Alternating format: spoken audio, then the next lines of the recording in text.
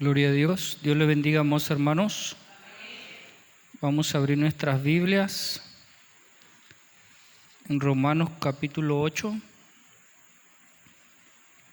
Gloria a Cristo.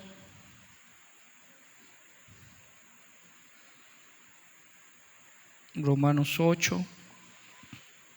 Dios es bueno y siempre Él nos está bendiciendo con su palabra. Amén.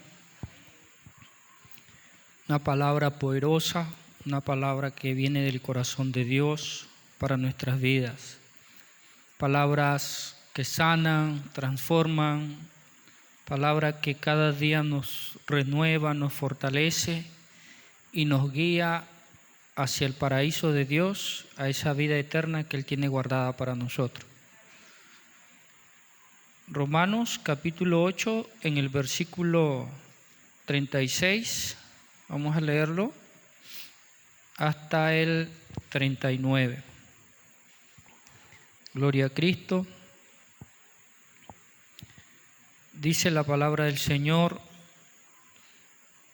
como está escrito, por causa de ti somos muertos todo el tiempo. Somos contados como ovejas de matadero. Antes, en todas estas cosas, somos más que vencedores por medio de aquel que nos amó. Por lo cual, estoy seguro de que ni la muerte, ni la vida, ni ángeles, ni principados, ni potestades, ni lo presente ni lo porvenir, ni lo alto ni lo profundo, ni ninguna otra cosa creada nos podrá separar del amor de Dios, que es en Cristo Jesús, Señor nuestro. Bendito sea nuestro Padre Celestial. El tema de esta noche tiene que ver con que somos vencedores. Desde el día que vinimos a los pies de Cristo, pues tenemos un aliado muy poderoso o todopoderoso, por lo cual no debemos dudar de que siempre obtendremos la victoria en todo lo que nos toque enfrentar en la vida. Amén, hermano. El problema está en nuestra falta de fe o también nuestra falta de experiencia en algunos casos. Bueno, falta de fe o también hay casos de personas que se han acostumbrado a una forma de vida. Y también hay otros casos como el miedo. El miedo es un enemigo muy fuerte que el diablo lo usa para limitarnos. El miedo. El enemigo siempre va a usar el miedo como una arma a favor de él. O sea, infringir miedo, despertar miedo a todo lo que nos toca hacer en la vida. Y de esa manera, pues despertando el miedo en nuestra mente, en nuestro ser, él nos debilita y nos lleva al fracaso. Por ejemplo, digamos que a usted le dicen, mira, vamos a trabajar a tal lugar, ¿cierto? Y la persona que te contrató y todo eso, pues puede ser una persona buena y muchas personas ya te lo han dicho. O sea, el jefe o el contratista, la persona que te va a llevar a trabajar, es una persona espectacular, buena gente, te ayuda, te capacita, o sea, hace todo por ayudarte. Pero de pronto se te acerca alguien y te dice, no hombre, que para allá ese sitio es feo, uno pasa solo, hace frío, la comida es mala, y empieza a despertar en ti ¿qué? La duda, el miedo. Amén, hermano. Entonces te lleva al fracaso, te lleva a renunciar, te lleva a a decir, no, yo creo que no voy porque pues, y ya, la persona empieza a poner peros, pretextos y no va, porque alguien le puso lo negativo, el miedo, lo contrario. Por eso es que los cristianos muchas veces fracasan en todo lo que emprenden, porque se dejan influenciar por personas que les van a meter lo negativo en su mente. Es lo que hizo Satanás con Eva, con Adán. Primero influenció en la mente de Eva, empezó a poner desconfianza hacia Dios.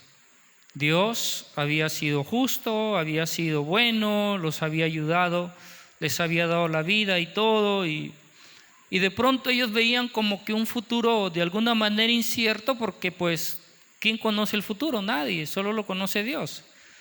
Pero mientras ellos estaban de pronto mirando el futuro, el mañana, pasado, y eso, viene el diablo y empieza a influenciar negativamente. Y que empieza a darles otras estrategias para que ellos usaran otras estrategias distintas a las que Dios le había dado, o haciéndolos ver un camino más fácil, ¿cierto? Y a veces nosotros como que lo fácil nos atrae mucho. ¿Por qué? Porque hay un camino que para llegar al centro hay que darnos la vuelta por allá por el puente de Cantagallo y no sé qué. Y alguien te dice, no, pero si te tiras por aquí por el arroyo sale más fácil, por acá por el matadero. Y de pronto eso está peligroso, una serpiente, no sé, cualquier cosa pueda pasar ahí, por poner un ejemplo. Y uno por tomar el camino fácil se puede meter en problemas, ¿cierto? Y eso es lo que hace el enemigo, mostrarle un camino fácil a Adán, a Eva. Ahora, si ellos hubiesen escuchado a Dios, no hubiesen fracasado. Hasta hoy Adán estuviera vivo, Eva estuviera viva, porque la muerte no hubiese llegado a sus vidas. La muerte ejerce poder sobre nosotros para destruirnos por causa del pecado, el pecado adánico. Claro que Jesucristo al morir en la cruz nos libra, nos lava, nos limpia y ya la muerte pierde poder sobre nosotros. Aunque el pecado está encerrado en el cuerpo físico, por eso que nuestro cuerpo físico muere. Pero nosotros somos almas, dice la Biblia. Ahí estamos dentro de nuestro cuerpo físico, mas no somos nuestro cuerpo físico. Y el Señor dice en Mateo capítulo 10, versículo 28, no temas a los que matan el cuerpo, pero el alma no pueden destruir. Amén, hermano. Entonces somos más que vencedores en Cristo, sí, somos más que vencedores en Cristo. Pero tienes que creerle a Jesús. Tienes que creer que Él está contigo, que Él va contigo, que Él te va a llevar al triunfo. No importa el tiempo que tengas que esperar, que el camino que tengas que tomar, no importa cuán difícil te parezca. Les cuento una experiencia personal que yo decidí pues venirme para Colombia, ¿cierto? Pero obviamente guiado por el Espíritu Santo, que eso también tiene que ver mucho para que tú puedas ser un vencedor. Y varios amigos, consiervos y todo eso, me decían, no te vayas para Colombia, aquí estás bien en Perú. Y entonces trataban de desanimarme para que no viniera, para que me quedara en Perú. Y algunos también me hablaban sobre los casos complicados de la guerrilla y todas esas cosas, pues, ¿no? Y aparte de eso, que yo también había visto las noticias por la televisión y pues todo eso,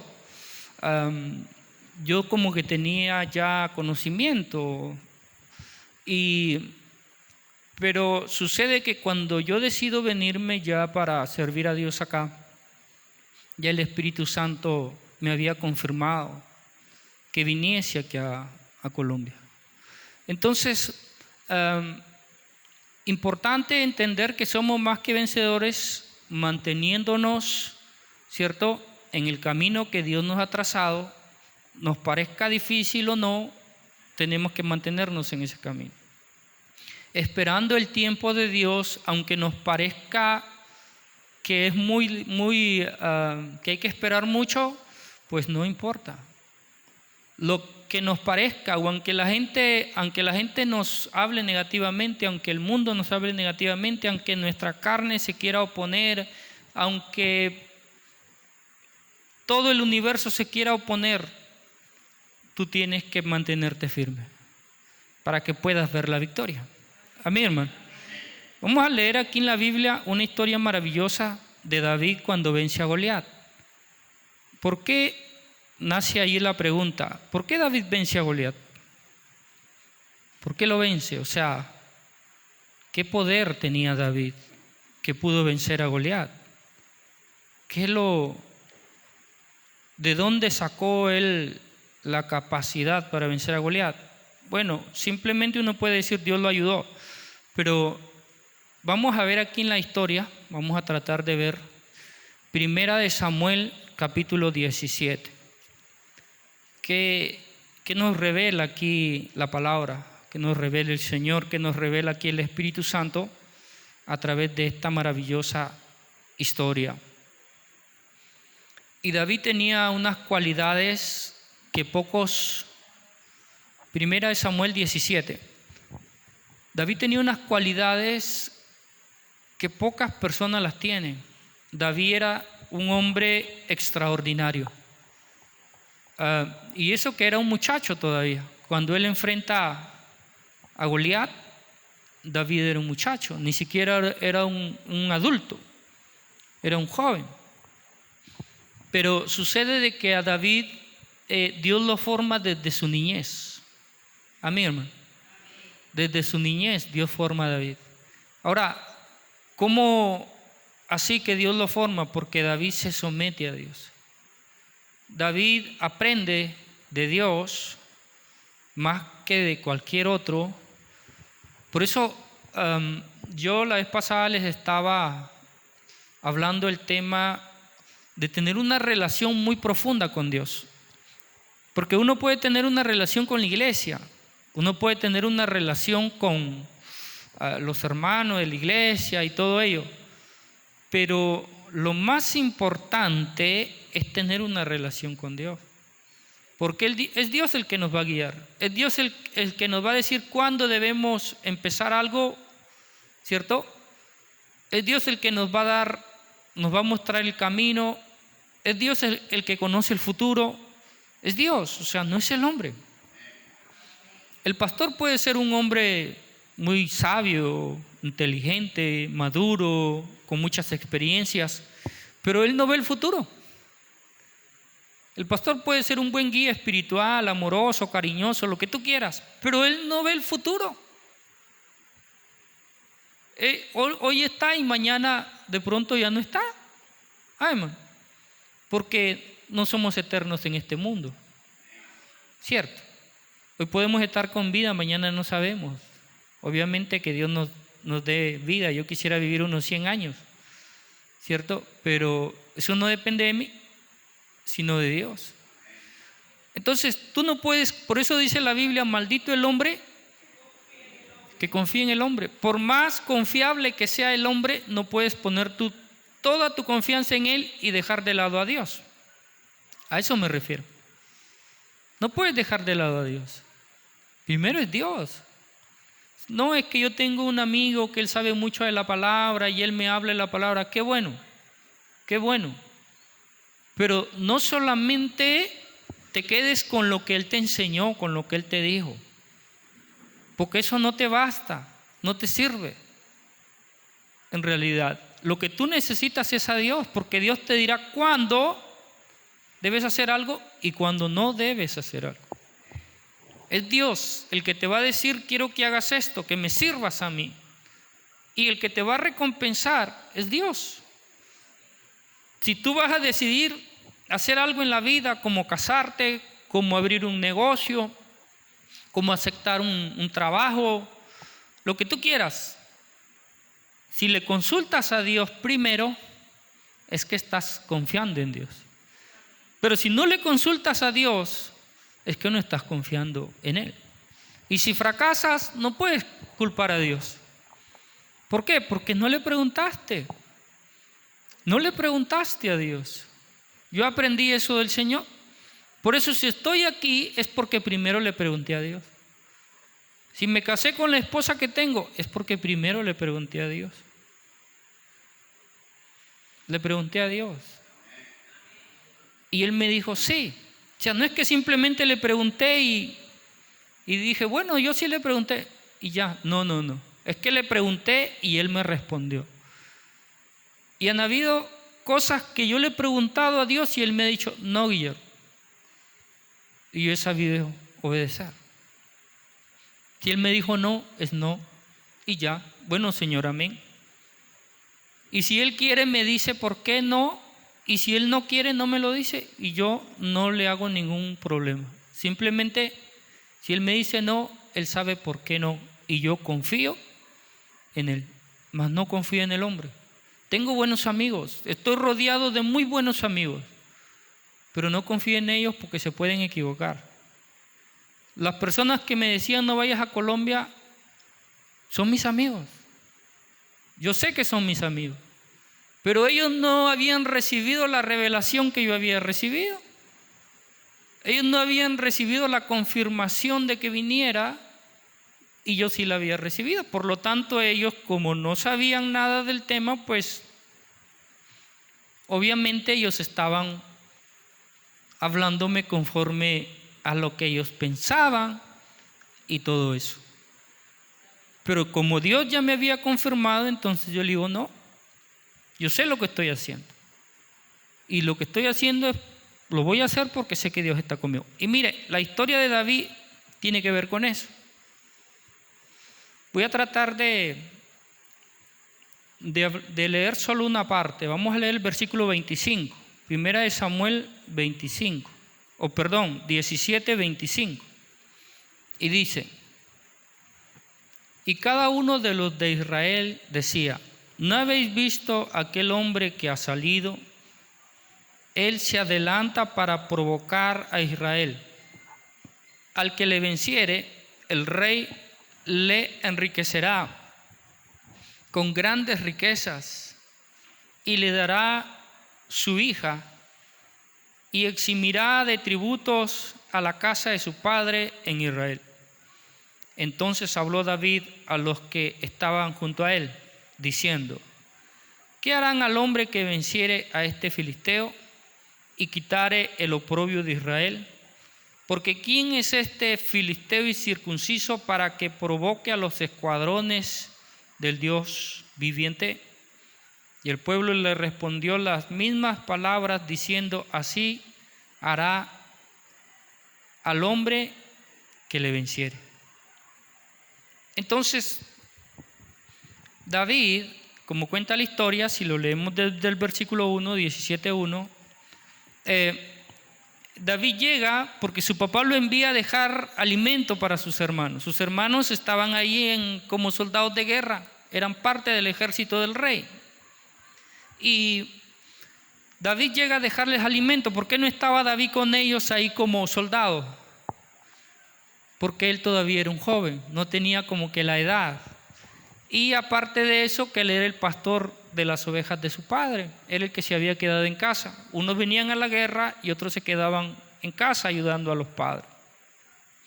Los hermanos de David como que eran más adultos, más fuertes físicamente y todo ello.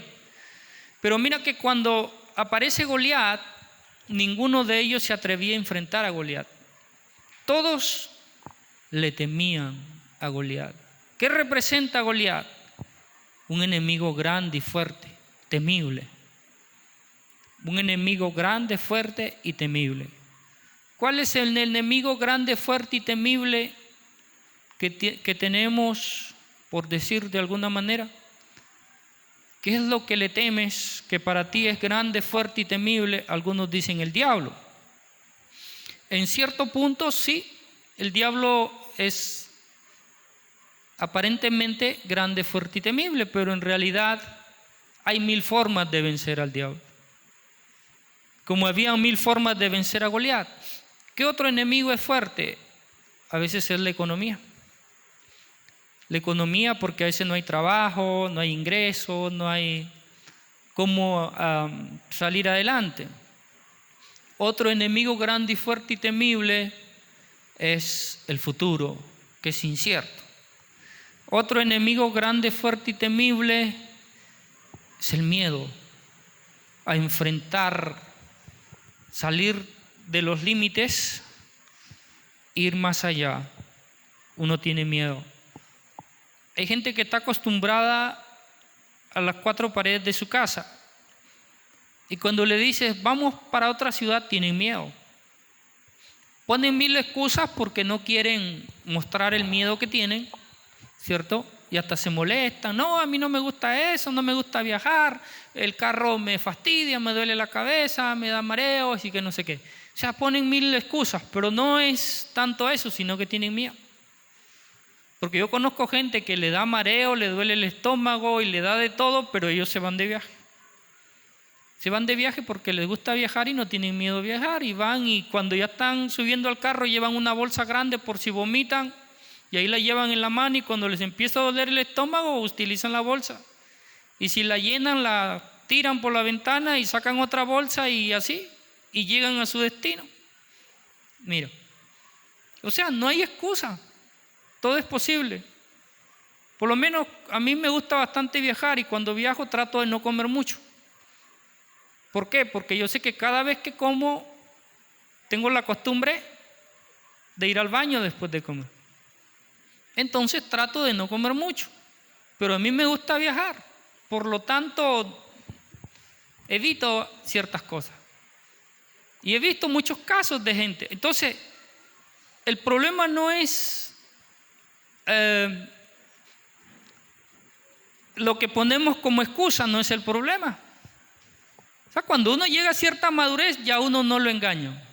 No, que esto y que aquí. Yo simplemente escucho y digo, no, tu problema es miedo. Tu problema no son esas excusas que estás poniendo, es miedo. Tienes miedo. ¿Y el pueblo de Israel qué tenía? Miedo. Tenía miedo. ¿El cristiano debe tener miedo? No. ¿Cómo? No, no debes tener miedo. Es que le tengo miedo al perro. No deberías tenerle miedo al perro. Le tengo miedo a las serpientes y que no sé. No deberías tenerle miedo a las serpientes. ¿Cómo? ¿Y por qué? No, pero es que yo tengo miedo. No, no deberías tener miedo. ¿Por qué no debería tener miedo? Porque Dios está contigo. Dios va a permitir que te pique una serpiente, te muerda una serpiente. No. Dios va a permitir que te muerda un perro. No va a permitir Dios. Dios va a permitir que te roben tu dinero. Dios no lo va a permitir. Dios va a permitir que te accidentes. No. La Biblia dice claramente que el ángel de Jehová acampa alrededor de los que le temen y los defiende. ¿Por qué debería yo tener miedo? ¿No estoy creyendo en Dios? ¿Esta gente creía en Dios? No. Porque te tenían miedo a un gigante. Ellos eran un ejército. Y Dios estaba con ellos. Y Dios había vencido al mismo poderoso ejército de Egipto.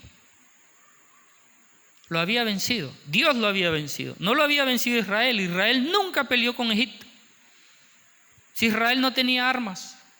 Israel eran esclavos, debiluchos, que iban a pelear contra un ejército que tenían caballos, que tenían soldados, miles de soldados armados con lanzas, con flechas, con espadas, con lo que quieras. Israel no tenía nada. Israel, que tenía un palo, una pala con la que trabajaba. Eso era lo que tenía. No tenía más Israel. No tenían un ejército de soldados. No tenían. Porque ellos se dedicaban solo a hacer ladrillos y a construirle casas a los egipcios y a trabajar en el campo, en las fincas, cuidando los animales y todo lo que tenían los egipcios. Era lo que hacía Israel. ¿Y cómo Dios los saca en libertad de Egipto? Y cuando Dios saca en libertad a Israel de Egipto, y Egipto tenía el ejército más poderoso que existía sobre la tierra. No había un ejército más grande, más diestro, más poderoso que el ejército egipcio. Mire, y Dios los venció. ¿Cómo los venció? con las plagas. ¿Y cuál fue la vez que los destruyó por completo? En el mar, cuando se abre y el mar los traga a los egipcios. Entonces, ¿quién peleó? Fue Dios. Fue Dios. Por eso vemos aquí en la palabra que no hay enemigo al que tú y yo debemos temerle. Cuando tú temes, estás por perder la batalla. Si tú tienes miedo, mejor no pelees. Mejor no, quédate sentado. Si tienes miedo, no te atrevas a pararte en el altar. Si tienes miedo, no te atrevas a buscar a Dios. Si tienes miedo, no leas la Biblia. Si tienes miedo, dedícate a otra cosa, no te dediques a ser cristiano. El cristianismo no es para los que tienen miedo. El cristianismo no es para cobardes, es para valientes. Mira que te mando que te esfuerces y qué cosa, y seas valiente. No temas, pero coge esa parte, subraya esa parte. No temas. No, la parte que dice no temas. Dígale que está a su costado, no temas.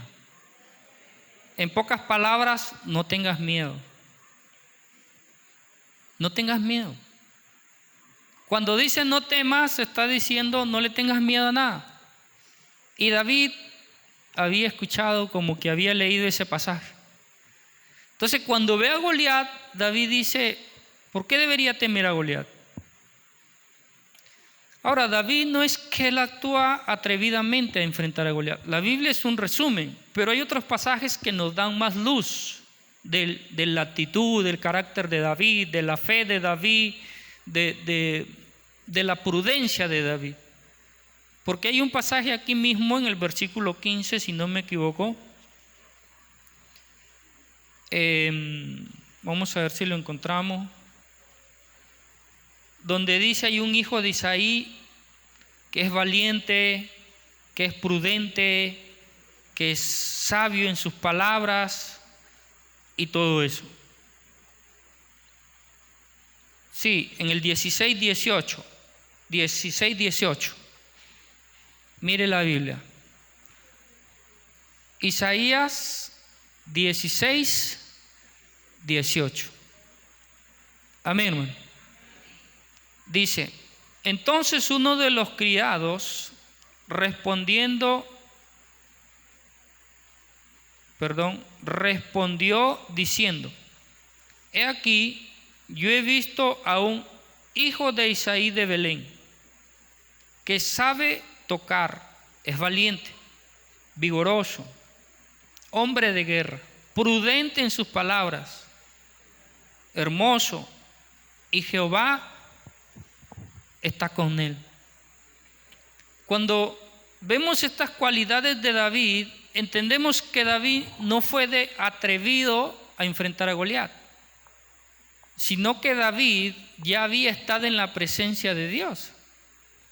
Cuando David decide enfrentar a Goliat, él estaba seguro que Dios le iba a dar la victoria. Amén, hermano.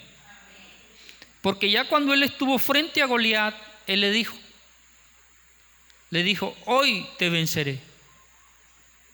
Cortaré tu cabeza y le daré tu ejército a las aves del cielo y a los animales del campo. O sea, David iba convencido. ¿Qué aprendemos también aquí para ser más que vencedores? Que tú tienes que ir convencido de que vas a ganar. Tú tienes que ir convencido de que vas a ganar. No puedes ir con la idea de que de pronto yo gane. No puedes ir pensando así. Porque le estás dando opción a perder. O sea, tu mente va con la idea de que tal vez gane o tal vez no. Los campeones mundiales en algún deporte, ellos van con una mentalidad de que van a ganar para poder ganar. ¿Sí? Con la mentalidad de que vas a ganar para poder ganar. Si no tienes la mentalidad de que vas a ganar, no ganas. ¿Cómo así? Es que eso es una como especie de de un poder, ¿cierto? De que tú tienes que tener algo antes de que lo tengas, creer que ya lo tienes. Tiene que ver con la fe. La fe es la convicción, la certeza, ¿cierto? No lo ves, pero tú crees que ya lo tienes. Eso es así. Eso es lo que te va a llevar a la victoria. A ver, te pongo un ejemplo. Alguien le dice, mira, vamos a hacer un trabajo. Te vas a ganar 5 millones de pesos. En una semana te vas a ganar esos 5 millones de pesos. Pero hay que hacer este trabajo. Él mira y dice, listo, lo hacemos. Y el otro le dice, pero ¿estás seguro que puedes hacerlo? Él le dice, sí, estoy seguro que puedo hacerlo. ¿No tienes ninguna duda de que lo vas a lograr? No, señor, no tengo ninguna duda que lo voy a lograr. Sí lo puedo lograr. ¿Y en qué se basa él? En su capacidad, en su experiencia. ¿Cierto? Por ejemplo, si es un experto en madera y van a trabajar en una casa poniéndole todo lo que es la madera, las ventanas, puertas y todo ello, y le dan el plazo de una semana, él mira, analiza, y él se da cuenta que en una semana puede hacerlo. Él dice, lo hacemos en una semana. Entonces él dice, sí, acepto el reto, listo. Y él empieza a trabajar. Y está que trabaja y de pronto se corta el dedo. Se cortó el dedo. Ay, me corté. Bueno, cógeselo, amarra el dedo ahí con algo y sigue trabajando. Sigue trabajando y sigue trabajando y sigue trabajando y de pronto se chanca el dedo del pie. Ay, se chanca el dedo del pie y coge y se lo amarra también y sigue trabajando y sigue trabajando y sigue le pasan infinidad de cosas, pero él no se rinde porque él ha tomado la decisión de ¿qué? De terminarlo en una semana. Ya la decisión está aquí. Ya él no está mirando lo que le pueda pasar. Él sabe que en ese lapso de una semana pueden pasar muchas cosas. Pero él tiene ya una decisión aquí de que lo va a lograr. Ya la tomó. Entonces, eso hace David. Cuando David va a enfrentar a Goliat, él ya llevaba una decisión aquí. Obviamente respaldado por Dios. Hay una parte de la historia también de David, cuando él se va a la guerra y cuando regresa encuentra que unos ladrones se habían robado toda su familia.